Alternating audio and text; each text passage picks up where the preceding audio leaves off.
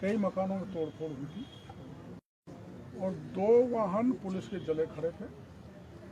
आधा दर्जन से चौपहिया वाहन आंदोलनकारियों के थे, किसके थे ख्याल देखने वालों को पता नहीं, जांच का विषय है।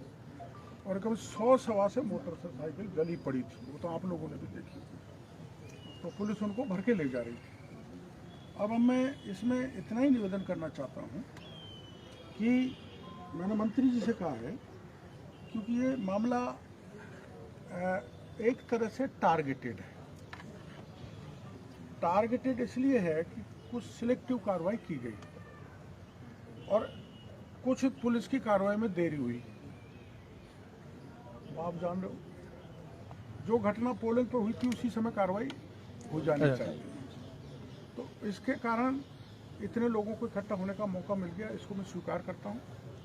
तो जो भी हुआ है उसकी न्यायिक जांच कराई जाए, ऐसा मैंने मंत्री जी को कहा है। मंत्री जी ने वहाँ भी कर लिया, मुख्यमंत्री जी से करके पूरी घटना की न्यायिक जांच कराएंगे। सिलेक्टिव पुलिसकर्मियों ने ये शब्द यूज कर रहा हूँ, सिलेक्टिव कार्रवाई की, जो दुर्भाग्यपूर्ण है लोकतंत्र में। और लोकतंत्र में इस बात को भी बर्दाश्त नहीं किया जा सकता कि कोई किसी के चांटा मारे, हिंसा करे, पत्रकार को हमला करे। वो तो मेरी उपस्थिति में हुआ था, तो मैं आप सबसे खेद व्यक्त करता हूँ। पहली मांग ये। दूसरी, ये जो पहले पुराने उससे ये जो मांग करते आए हैं कि इनका गांव उनियारा में लगे, तो मंत्री जी ने हाँ कर लिया है कि इनका गांव उनियारा में लग जाएगा।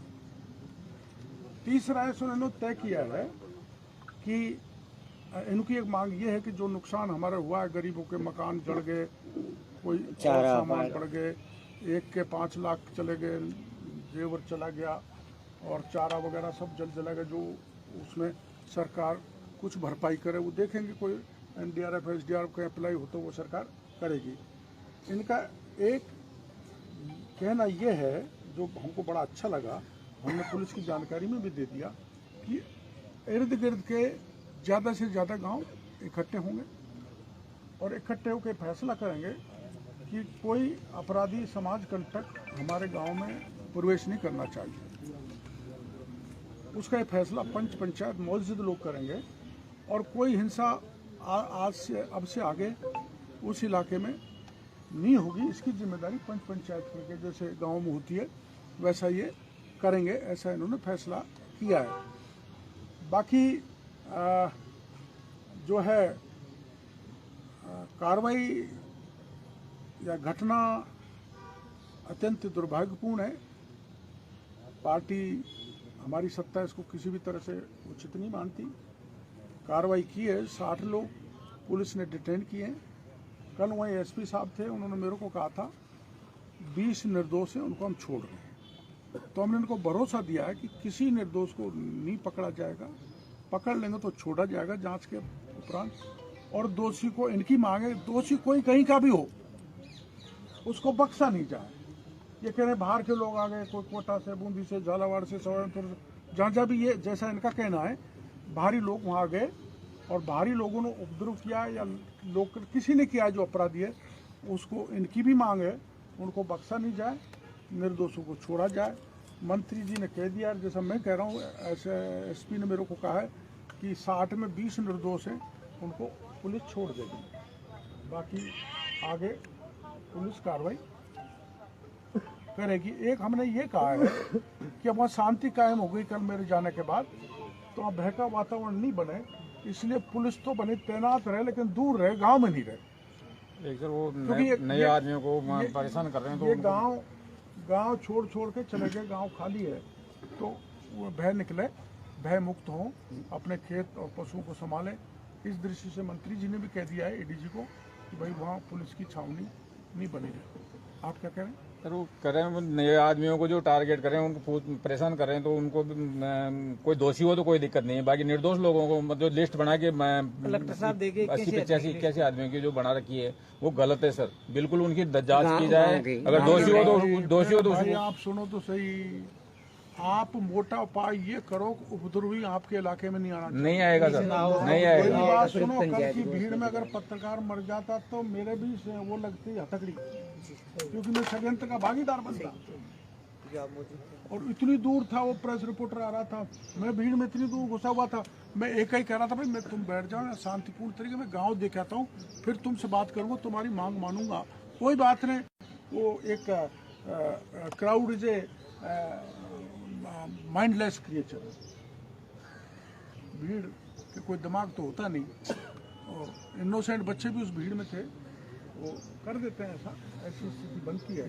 तो हाँ, ये मांग यही लेके आए, इनका गांव देवली से हट के उलियारा में लगे, इसकी जुडिशियल इंक्वायरी हो, ताकि पूरे ऊपर से लेकर नीचे तक किस किस का दोष रहा है, लैप्स प्रशासन की तरफ से रहा है तो वो जुडिशियल इंक्वायरी इसको तय करेगी। जैसे उनके कह रहे हैं पुलिस ने घर घर के उनको भीतर मारा तो वो पता लगेगा, इन्होंने कोई हमला किया पुलिस पे प्रशासन पर तो वो पता लगेगा, जुडिशियल इंक्वायरी हो, भय मुक्त वहाँ वातावरण बने, और ये पंचायत करके नॉर्मल सी करेंगे। अगर ज़रूरी हुआ तो मैं और मंत्री जी दोनों वहाँ जा सकते हैं शांति कायम करने के लिए, और लोगों को किसी प्रकार का भय नहीं हो, भय मुक्त करने के लिए। डॉक्टर साहब, सचिन पायलट ने बयान दिया कि पुलिस का जो रवैया था वो बहुत बर्बरतापूर्ण था, पुलिस ने वहाँ पे बहुत ज्यादती की है, तो इससे आप क्या कहेंगे? और आपने भी कहा है कि सेलेक्टेड पुलिस वाले जो थे उन्होंने गलत किया है, तो उन पे क्या कार्रवाई की बात? वो जांच का मामला है। देखो ये बात सही है, एक सीधा देखो सिलेक्टिव कार्रवाई तो मेरे को कहना नहीं चाहिए, नहीं मेरे खिलाफ भी दौसा मुझे, मेरे मतदाताओं को ठोका पीटा है वोट नहीं डालने के लिए। ये निर्वाचन आयोग का जो है रवैया, मैं आयोग पर सरकार में रहते हुए भी ये कह रहा हूँ, मेरे खिलाफ भी सिलेक्टिव कार्रवाई हुई है, सिलेक्टेड लोगों ने की है, उसमें मैं विवाद में नहीं ले जाना चाहता, लेकिन वहाँ हुई है, जिसने भी करी है सरकार मेरी समझ में जाँच कराएगी और दोषी को दंडित करे भी। और अगर हमने कोई गड़बड़ की है या नहीं इन्होंने, तो मैं आप सबके बीच में कह के जा रहा हूँ, एक भी को न तो हम बचाएंगे नहीं जो आए हैं बचाएंगे। जो भी अपराधी है उसकी कोई इलाका हो, कोई जाति हो, किसी भी दल का हो, उस जेल के सीख चुप जाना चाहिए, लेकिन निर्दोषी के पे पुलिस हाथ नहीं डाले। ये मंत्री जी को ये कहने के लिए है, और कोई बात मेरे से पूछना जो किया है वो सही है क्या? मैं तो किसी भी तरह से उचित नहीं मानता। थप्पड़ मारना कौन कहेगा? कोई नहीं कहेगा, वो खुद भी कुछ दिन बाद ये कहेगा मेरे से गलती हुई है। तो ये नरेश मीणा को दोपहर में अरेस्ट नहीं करना, शाम को तब पुलिस जाती है जब माहौल चार्ज हुआ है, आपको क्या लगता है? मैंने खुद डीजी साहब को फ़ोन किया कि आप रात में कोई कार्रवाई मत करो, वो रुक गए थे, जो कार्रवाई करनी है वो सुबह करना। यहाँ लैप्स है, यहाँ लैप्स है, तत्काल हो जानी चाहिए थी। मैडम साहब, आप गृह राज्य मंत्री हैं, ये